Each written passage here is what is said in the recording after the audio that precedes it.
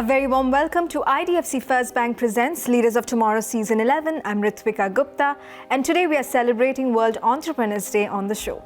I'll be bringing you a very interesting panel discussion with three enterprising entrepreneurs about navigating obstacles and spotlighting the factors for success. Let me quickly introduce my panelists. Shantanu Deshpande, founder and CEO, Bombay Shaving Company; Malika Sadani, founder, The Moms & Co; and Nikhil Vora, founder and CEO, Sixth Sense Ventures.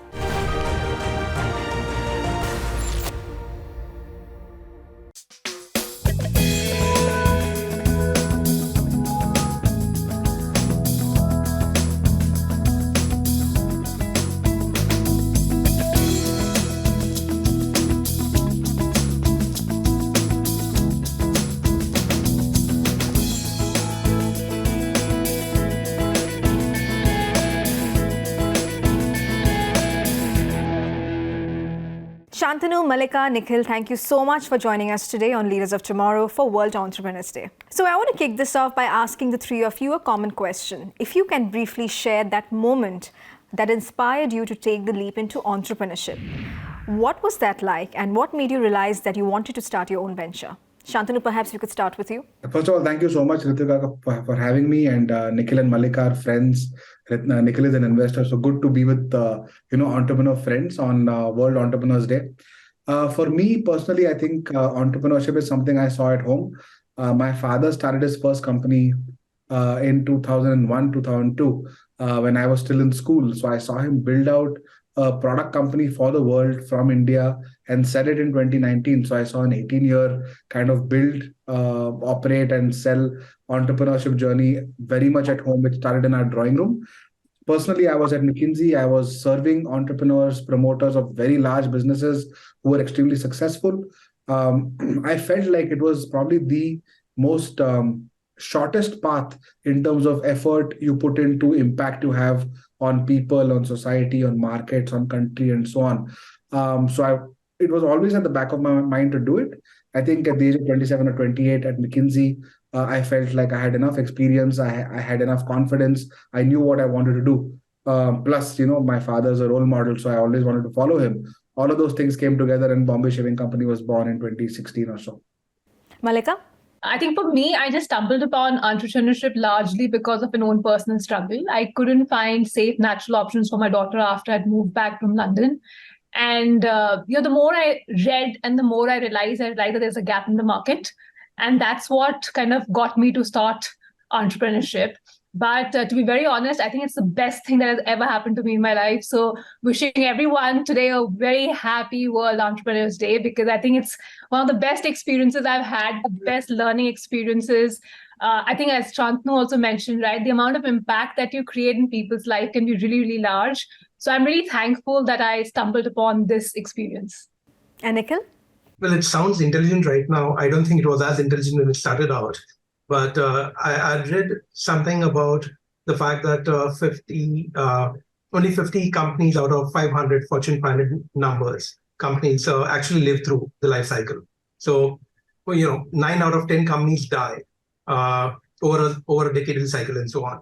And it was quite strange because these are by far the best endowed companies in the world, be it in terms of scale, capability, management, capital, profits, and so on.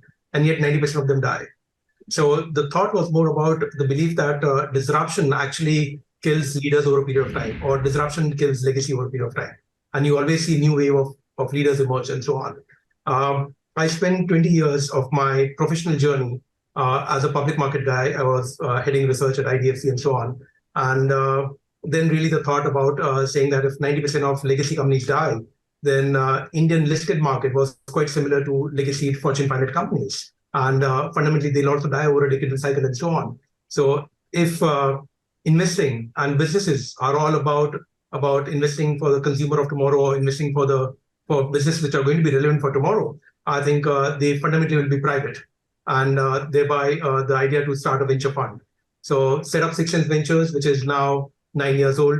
And frankly, like Shantanu and Malika, I think by far it's been the most impactful journey that one has had. I think I had a beautiful journey as a professional also, but I think entrepreneurship really gets you into a zone where hopefully as we look at the next decade, we would have created something more meaningful for the entire Indian ecosystem and so on. So quite happy to be where we are now. Shantanu, coming to you, could you share the inspiration behind the creation of Razorpreneur? How did the idea of combining entrepreneurship and your new razor range come about? And can you elaborate on how this initiative will provide a platform for the young and aspiring entrepreneurs of India? So, Ritwika, great question. I think there are three things that are happening in parallel in Bombay Shaving Company.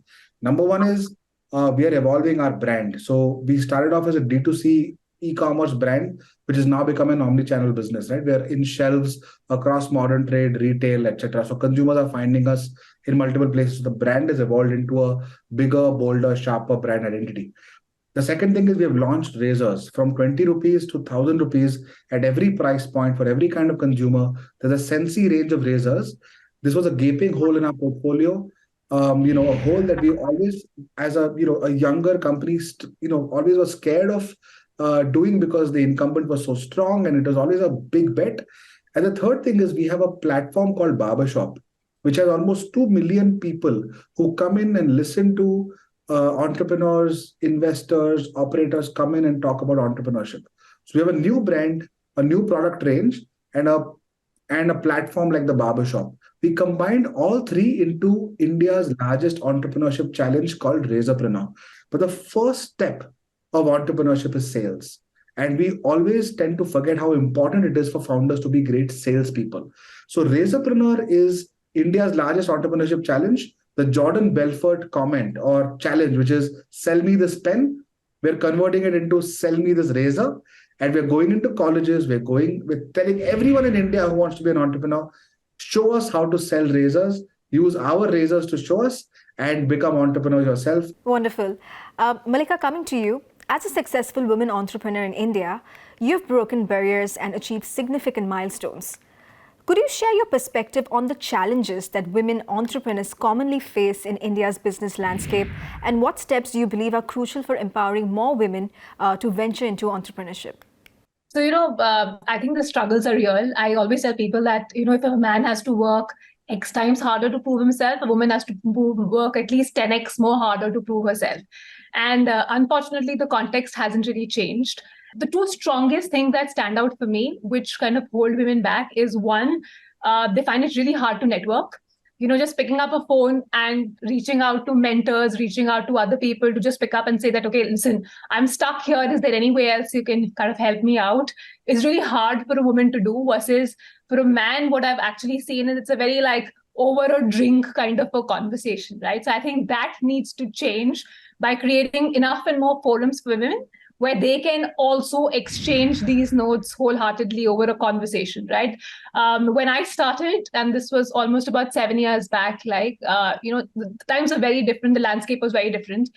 We were poised by questions where investors actually asked us saying that, are you serious about this, right?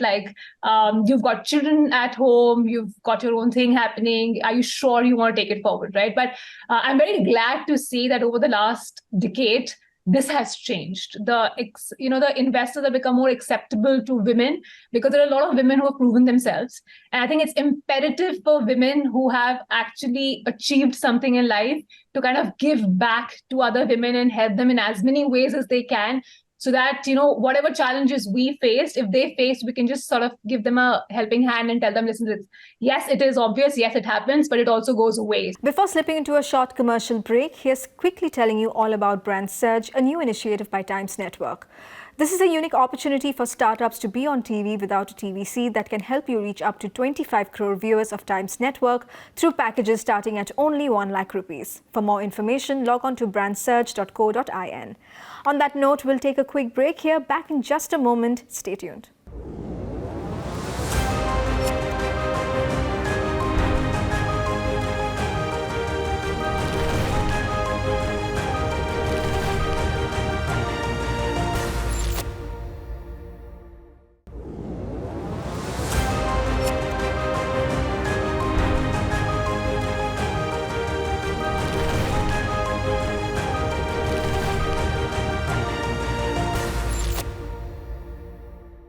Welcome back. You're watching IDFC First Bank Presents Leaders of Tomorrow Season 11. As we celebrate World Entrepreneurs Day tonight, here's continuing our panel discussion featuring India's successful entrepreneurs. Listen in.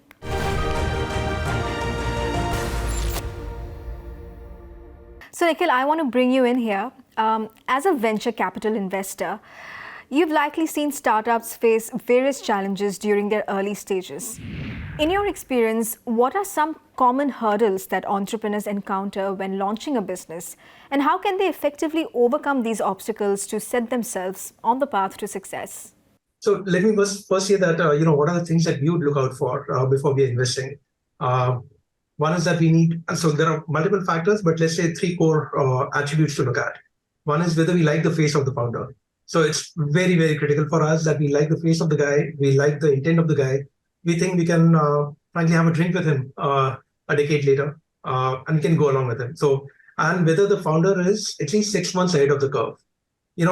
At times we overplay visionaries. We don't want to be maybe 3 years ahead of the curve, because sometimes the first guy through the door also gets shot. So it's important to be just slightly ahead of the curve rather than disproportionately ahead of the curve. So that's one attribute. Second would be that the marketplace, the market which they cater to, should be extremely large. We are not big believers of leadership in a niche market. So I think the market size is extremely critical. And third is the product attribute. The way the product is designed for the consumer should be extremely differentiated and positioned accordingly. So as long as we find these three attributes right, we are good to invest. And that's one of the reasons why we are investors with partners with Shantanu in Bombay Shaving. I think few things that maybe they could do better is that firstly, sometimes entrepreneurs tend to pick up wrong categories. It's very important to, most founders do not apply too much of thought sometimes in selecting the category in which they want to build the business. Most common mistakes are about thinking that the categories could be too small or too cluttered. To me, founders spending too much time thinking about how to change the category and the behavior, I think, sometimes that's just too painstaking to do it. So, trying to create a niche which doesn't exist, trying to build a market which does not exist, I think just kills a lot of entrepreneurship in the early part of the journey.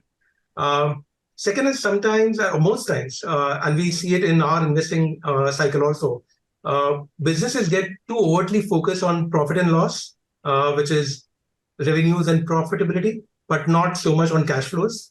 So I think that's another bane for a lot of businesses that have moved away from, I would say, survival to growth stage. Shantanu, circling back to you, Bombay Shaving Company has not only introduced innovative grooming products, but also initiatives like Razorpreneur.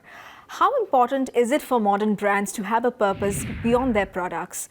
And how do you see the relationship between your brand values and the entrepreneurial spirit you're nurturing through initiatives like Razorpreneur? I think our brand is in a very unique spot, okay? And I'll explain this for your viewers as well. Number one is our product sits inside the bathroom, okay? We are in a category where the product is not visible outside, right? People like a t-shirt or a watch or a shoe or even a backpack, our brand sits inside the bathroom. The second thing is that men don't talk about personal care or grooming as much. It's changing a little bit, but generally two men don't talk.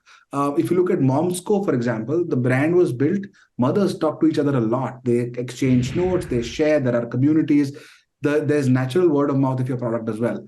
But in our case, even if the product did well, it just sat in the bathroom and no one spoke about it. So the onus on the brand to make the product much beyond the function became a lot more important. We struggled for a few years. And I think last year, when we launched, our marketing engine decided we need to make the product and the brand stand for something bigger than just hair removal or shaving or trimming or face washes. It has to be bigger. Today's younger consumers actually want to know what the brand is beyond an ad. 20 years back, you could see a dairy milk ad and you would eat the chocolate and you think the ad stands for the brand.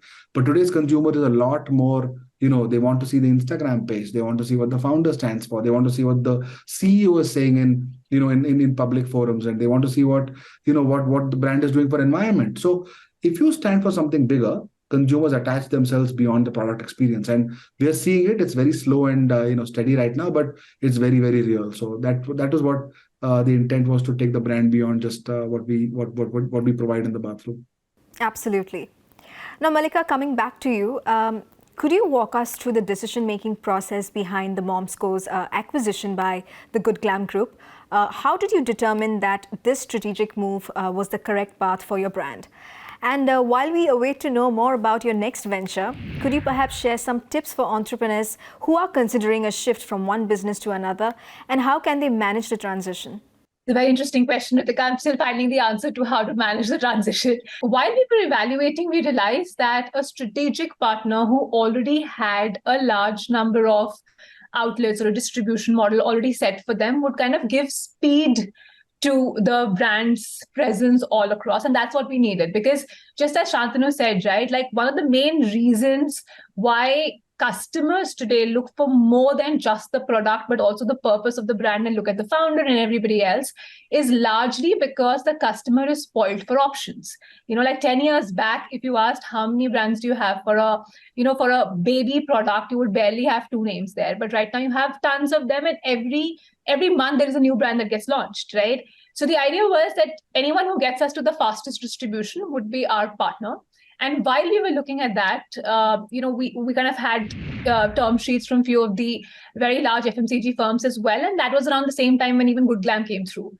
And what we realized was that as a core of the brand, we were a D2C brand. We were an online first brand, which meant that the presence of the brand, while we would get an omni-channel distribution, distribution offline, we also needed a very omni-channel distribution for online partners as well. And that was when we got into a discussion with Darpan and realized that the vision he had was to create a full group of influencers who could become the voice for the brand, to have conversations on the brand, a full content platform that could generate content for you and generate more conversations online for you. Plus, they also had about 30,000 store outlets, which could immediately sort of get access to, right?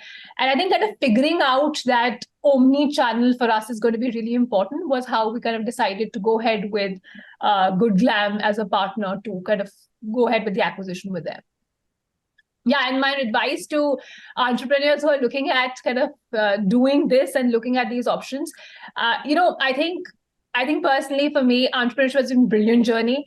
If you ask me, will I do it again? I would do it at a drop of a hat. The moment I have another idea, I'm itching to start all over again, because I think the stories we created while creating the Momsco, not just with customers, but with everyone across the chain, right? With our investors who are currently family for us, with employees whose lives changed, was so impactful that at a drop of a hat, the moment I figure out what next I want to do, I will just jump back into creating another company. And finally, before I let all three of you go, tell me, what is that one piece of advice would you like to share with aspiring entrepreneurs who are considering embarking on their own startup journey? What key lessons would you like them to remember as they pursue their entrepreneurial dreams? Malika, let's start with you. I always tell people that if there's something that's keeping you up at night, it's truly worth losing your sleep over.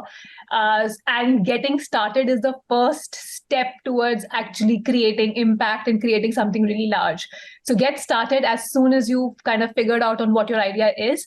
But before you do that, please make sure that the company that you begin or wish to start off with has a fairly large market size. TAM is one question which every investor, everybody, and actually even you should know it for yourself, which is very, very important. The second thing is, it's not as fancy as it looks. It is a lot of hard work. It's a lot of ups and downs, but it's an absolutely wonderful journey. So sort of be prepared for everything that's thrown your way. And third, be super, super resilient, because that's the only way of making it work. As Nikhil also just mentioned, right? Like the market changes so quickly that there will be times that you would sort of reach this dead end and you will be like, I don't know what to do next, right? It could be regulatory, it could be market, it could be customer, it could be anything. But your ability to see through that black hole and kind of figure out where that light at the end of the tunnel is what will truly differentiate you from someone else. So just sort of keep looking out for that light at the end of the tunnel, and it's going to be a super brilliant journey. So just get started. Wonderful. Nikhil? So if you are I think firstly, no guts, no glory. So clearly that's one messaging for entrepreneurs. But also, let me just say this again, that every entrepreneur believes that he's cracking a big problem, yeah, or creating a big solution and so on. And if you just look at just a 3-year number, 3-year business plan of any entrepreneur, it will show a growth of maybe 300, 400, 500% and so on. If even 10% of that was achieved, Indian GDP would be possibly growing at some 15, 20%. Yeah, so assume that your best laid plan will not happen, and yet you want to do this. So I think that resilience that you would want should come across not just from your belief of how large that market will be, but also how much you can execute on your own. And finally, Shantanu, that one piece of advice? I think I agree with both Nikhil and Malika in entirety. I think what I would add is, one is surround yourself by amazing people. We glorify entrepreneurs and entrepreneurship a lot. Sometimes that results in an illusion that you have to do everything and carry everything on your shoulders. But honestly, multiplier effects of bringing great people, whether it's investors like Nikhil, or in Malika's case, a co-founder like Mohit, in my case, a leadership team that includes like a whole host of people who know their stuff a lot better than me. It just is a multiplier effect. Keep your eye out for good people, and make sure that you are able to excite them, bring them onto your journey, and reward them when things go well, right? So good people build great businesses. I'm a huge believer. So try and become a magnet for great people. Fantastic. Well, on that note, we have come to the end of our panel discussion. Thank you so much for joining me. And I'm sure our viewers have gained valuable takeaways today. Thank you so much. Thank you. So much for the pleasure. And with that, it's a wrap on this edition of IDFC First Bank Presents Leaders of Tomorrow Season 11. We hope you enjoyed our discussion on World Entrepreneurs Day. Thank you and goodbye.